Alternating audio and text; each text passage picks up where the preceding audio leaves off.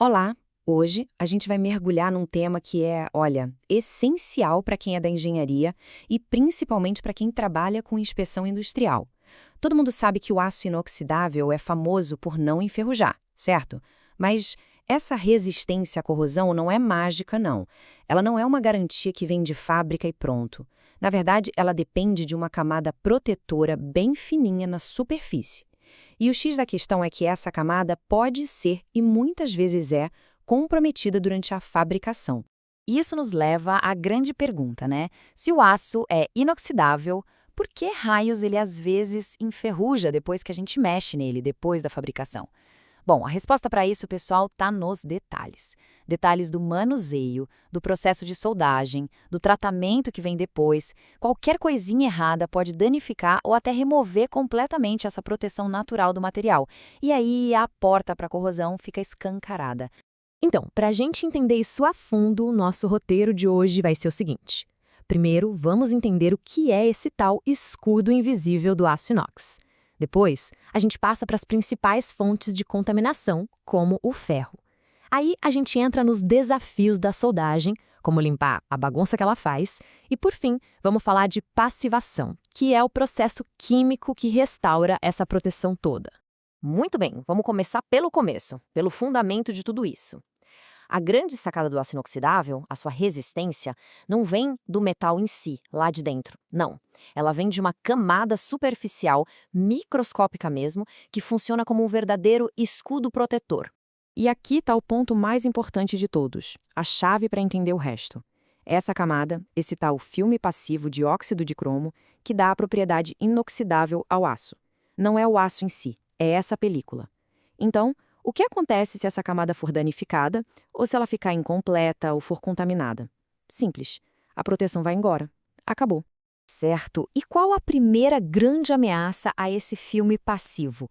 A contaminação por ferro. Parece uma coisa boba, né? Mas olha, o simples contato com aço carbono comum é uma das causas mais frequentes mesmo de corrosão prematura em peças de inox. Olha só essa comparação. Fica bem claro como práticas ruins no dia a dia podem literalmente grudar partículas de ferro na superfície do aço inox. E o que essas partículas fazem? Elas quebram a continuidade daquele filme protetor e viram o ponto de partida, o epicentro da ferrugem. Para quem trabalha com inspeção, identificar essas fontes de contaminação lá no chão de fábrica, isso é o passo número 1 para garantir que o equipamento dure o que tem que durar. Agora vamos avançar para um processo que é, talvez, o mais agressivo de todos para o filme passivo. A soldagem. Não tem como fugir dela, é essencial. Mas o calor extremo e tudo aquilo que a solda gera são inimigos declarados da resistência à corrosão. E aqui estão os 4 cavaleiros do apocalipse da soldagem em inox. Brincadeira. Mas são os 4 principais problemas que a solda gera e que atacam a integridade da superfície. Cada um deles, à sua maneira, é uma falha em potencial naquela nossa barreira protetora. Vamos falar dos respingos de solda. Sabe, o interessante aqui é que eles são muito mais do que um problema estético, de deixar a peça feia. Cada bolinha daquela de metal que gruda na superfície quente, na verdade, está perfurando o filme passivo. Ela cria uma microfresta. E essas frestas são o lugar perfeito para começar a corrosão por pits, sabe, aqueles furinhos localizados, e a corrosão em frestas. É um convite ao desastre, especialmente em ambientes mais agressivos. E as aberturas de arco acidentais e os pontos onde a solda para e começa, esses são especialmente perigosos. Por quê? Porque eles acontecem bem na zona termicamente afetada, a ZTA, uma área onde o calor já bagunçou a microestrutura do aço. Ou seja, o filme passivo ali já está mais fraco, mais frágil. É um defeito acontecendo numa área que já está vulnerável. É problema em dobro. E aquela cor de arco-íris que fica do lado da solda, a famosa mancha térmica ou heat stint? Então, ela não é nada inofensiva. Pelo contrário, ela é a prova visual de que o calor intenso roubou o cromo da superfície para formar óxidos mais grossos. O resultado, a camada logo abaixo fica pobre em cromo e, adivinha, menos resistente à corrosão. Essa mancha tem que ser removida completamente. Bom, já que a gente identificou todos esses problemas, tá na hora de ver como consertar, né? E aqui vai um recado importante. A limpeza depois de soldar não é uma opção, não é se der tempo. É um procedimento obrigatório para restaurar a resistência do material. Aqui, o que a gente vê é uma abordagem bem sistemática, bem inteligente para o problema. Usar pasta anti-respingo e os tais run-out tabs são medidas preventivas para evitar que o problema aconteça.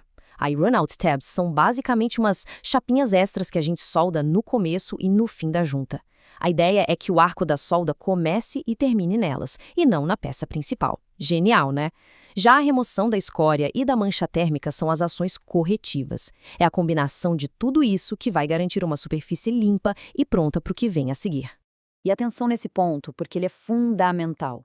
A ferramenta que se usa faz toda a diferença.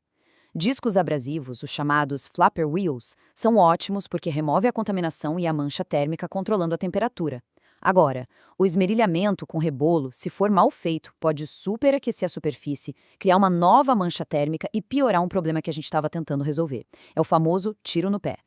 Ok, limpeza mecânica feita. Agora a gente entra na etapa final, a etapa química do processo, a passivação. É nesse momento que a gente vai, de fato, garantir que aquele filme de óxido de cromo volte a se formar, e que se forme de um jeito forte e uniforme. A passivação, então, tem uma dupla função. Pensa assim. Primeiro, ela faz uma limpeza química final, tipo um pente fino, dissolvendo qualquer partícula de ferro que a limpeza mecânica possa ter deixado para trás. E segundo, ela cria um ambiente químico perfeito para acelerar a formação de um filme passivo denso, de alta qualidade, e a garantia final do serviço. E o que essa tabela mostra para a gente é que não existe uma passivação universal. O processo não é um só. A solução química que vai ser usada depende do tipo de aço inox e do tipo de sujeira que a gente quer tirar. Soluções mais tranquilas, com ácido nítrico, por exemplo, removem o ferro livre. Já as misturas mais, digamos, parrudas, com ácido fluorídrico, são usadas para a decapagem, que é quando a gente precisa remover óxidos bem grossos, como aquela mancha térmica. E aqui, chegamos ao ponto central de toda essa conversa. Nenhuma dessas etapas pode ser ignorada. Não adianta nada ter um manuseio impecável se a limpeza da solda for mal feita. Não adianta fazer uma limpeza mecânica perfeita e pular a passivação. É um processo integrado, sabe? É a sinergia, a combinação de todas essas etapas que vai garantir que o material entregue o desempenho que a gente espera dele. Para finalizar, fica aqui uma reflexão. Qual desses procedimentos que a gente revisou hoje poderia ser a chave para prevenir a próxima falha por corrosão em uma instalação industrial? Pense bem. Seja evitar a contaminação por ferro lá no estoque, remover completamente a mancha térmica da solda ou aplicar a solução de passivação certinha, cada um desses detalhes, por menor que pareça, tem o poder de definir o sucesso ou o fracasso de um componente de aço inox. É isso que determina se ele vai durar anos ou falhar em meses.